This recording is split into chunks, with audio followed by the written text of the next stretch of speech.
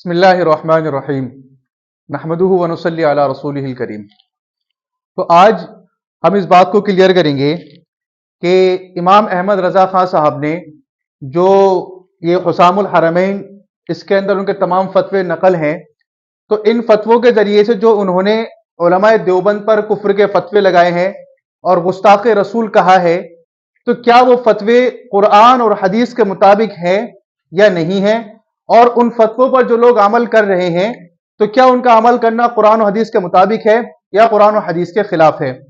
تو سب سے پہلے یہ سورہ نساء کی آیت نمبر 94 کے اندر آپ پڑھیں گے کہ اللہ رب العزت اس میں فرما رہا ہے کہ یا ایھا الذین آمنوا اذا ضربتم فی سبیل اللہ فتبینوا ولا تقولوا لمن القی الیکم السلام لست مؤمنا۔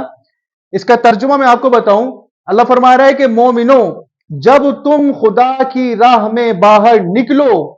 تو تحقیق سے کام لیا کرو، اور جو شخص تم سے سلام علیکہ کرے یعنی تمہیں سلام کرے تو اس سے یہ نہ کہو کہ تم مومن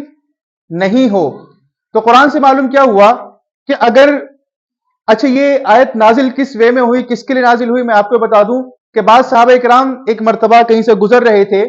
تو گزرتے وقت ایک چرواہے نے انہیں سلام کیا، تو صحابہ کرام نے اس چرواہے کو یہ سوچ کر قتل کر دیا کہ یہ چرواہا جو ہے وہ اپنی جان بچانے کے لیے قتل کر رہا ہے۔ تو اس پر اللہ رب العزت نے صحابہ کرام کی تنبیہ فرمانے کے لیے آیت نازل فرمائی کہ تم صرف انسان کے ظاہر کو دیکھ سکتے ہو۔ یہ دو چیزیں ہیں، ظاہر اور باطن۔ ظاہر کہتے ہیں جو میرے ظاہر میں دکھ رہا ہو، اور باطن کہتے ہیں جو میرے اندر چھپا ہوا ہو۔ تو اس آیت سے یہ بات معلوم ہوئی کہ ہم صرف ظاہر کو دیکھ سکتے ہیں، باطن کو نہیں دیکھ سکتے۔ اب ظاہر میں اگر کوئی کہہ رہا ہے کہ لا الہ الا اللہ محمد رسول اللہ، اب اس کے باطن میں کیا ہے یہ کون جانتا ہے؟ یہ اللہ جانتا ہے، یہ میں نہیں جانتا۔ تو اب ہمیں حکم یہ ہے، جیسا کہ اس آیت سے معلوم ہوتا ہے، کہ ہم اس کو ظاہر کو دیکھتے ہوئے اسے یہ کہیں کہ تو مومن ہے، ٹھیک ہے۔ اب دوسری طرف ہمیں آتے ہیں، یہ صحیح البخاری کی حدیث ہے، حدیث نمبر 2641،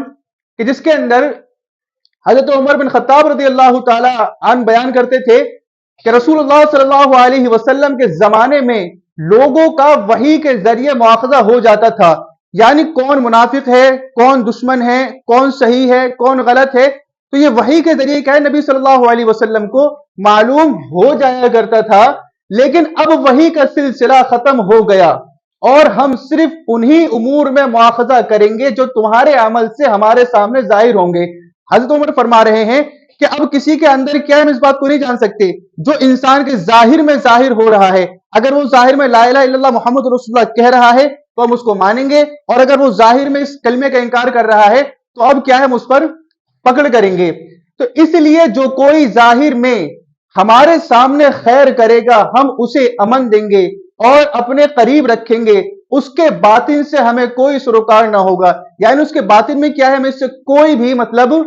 نہیں ہے، اس کا حساب تو اللہ تعالیٰ کرے گا، اور جو کوئی ہمارے سامنے ظاہر میں برائی کرے گا تو ہم بھی اسے امن نہیں دیں گے اور نہ ہم اس کی تصدیق کریں گے۔ تو قرآن اور حدیث سے اب ہمیں یہ معلوم ہوا کہ ہمیں شریعت کا حکم کس پہ لگتا ہے؟ شریعت کا حکم میرے ظاہر پر لگتا ہے، میرے دل میں کیا ہے اس کا حکم شریعت پر نہیں لگے گا، شریعت کا حکم کیا ہے صرف ظاہر پر لگتا ہے۔ اب آتے ہیں علماء دیوبند پر۔ تو علماء دیوبند کی ایک ایسی جماعت ہے جو کسی تعریف کی محتاج نہیں ہے، ان کی دینی خدمات کو ہر کوئی جانتا ہے، اور میں موٹی موٹی سی بات کروں تو علماء دیوبند سے تعلق رکھنے والا ہر شخص وہ کلمہ لا الہ الا اللہ محمد رسول اللہ کہتا ہے، وہ اللہ کو ایک مانتا ہے، اللہ کے رسول کا رسول مانتا ہے، اور آپ کو خاتم النبیین مانتا ہے۔ اور علماء دیوبند کے تمام عقائد المہند علی المفند، یعنی عقائد علماء اہل سنت دیوبند، اس کے اندر تمام عقائد ہمارے موجود ہیں، اور کوئی بھی ایسا عقیدہ نہیں ہے جو کہ قرآن اور حدیث کے خلاف ہو۔ تو اب قرآن اور حدیث کو سامنے رکھتے ہوئے معلوم ہوا کہ علماء دیوبند جو کلمہ بھی صحیح پڑھ رہے ہیں، محمد رسول اللہ کو آخر رسول مان رہے ہیں، ان کے تمام عقائد اس کے اندر موجود ہیں، تو اب ان کو کافر کہنا یا گستاخ کہنا کیا ہے؟ بالکل غلط ہے۔ اب میں آتا ہوں امام احمد رضا خان صاحب کے فتووں پر۔ تو یہ حسام الحرمین علی منحل الکفر یہ حسام الحرمین ہے۔ اب آپ یہ دیکھیں کہ امام احمد رضا خان صاحب نے علماء دیوبند پر کفر کے فتوے لگائے ہیں، جبکہ یہ جماعت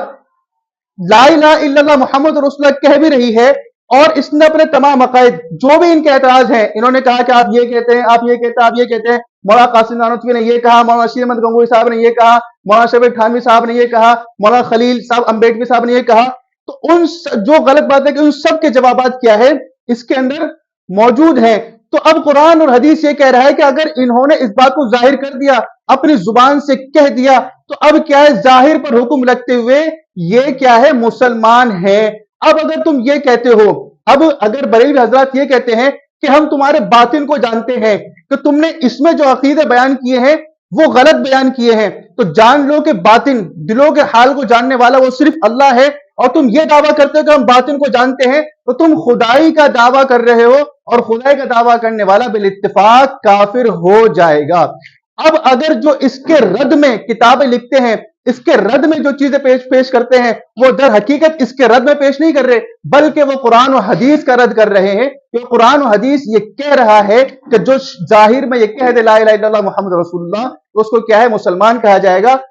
اب ان تمام چیزوں کو قرآن و حدیث کو سامنے رکھتے ہوئے نتیجہ یہ نکلتا ہے کہ امام احمد رضا خان صاحب کے سارے فتوے وہ قرآن اور حدیث کے بالکل خلاف ہیں، اور جو چیز قرآن و حدیث کے خلاف ہو وہ ردی کے ٹوکری کے اندر ڈال دی جاتی ہے، اس پر عمل نہیں کیا جاتا، اور اس پر عمل کرنے والا بھی کیا ہے، گمراہ ہو جاتا ہے۔ اور میرا اس بات کو بتانے کا مقصد کسی کو نیچے یا کسی کو اونچا دکھانا نہیں تھا، بلکہ میرے اس بات کو بتانے کا مقصد یہ تھا کہ جو غلط فہمی جو میں نے ابھی دور کر دی آپ کی قرآن حدیث کی روشنی میں، یہ غلط فہمی جو پھیل چکی ہے، اللہ کرے یہ غلط فہمی دور ہو جائے، اور ہمارے درمیان جو نفرتیں پھیل چکی ہیں وہ نفرتیں ختم ہو کر ہم سب محبت کے ساتھ جینے والے بن جائیں۔ اللہ تعالی ہم سب کی نفرتوں کو ختم فرمائے اور آپس میں محبت پیدا فرمائے۔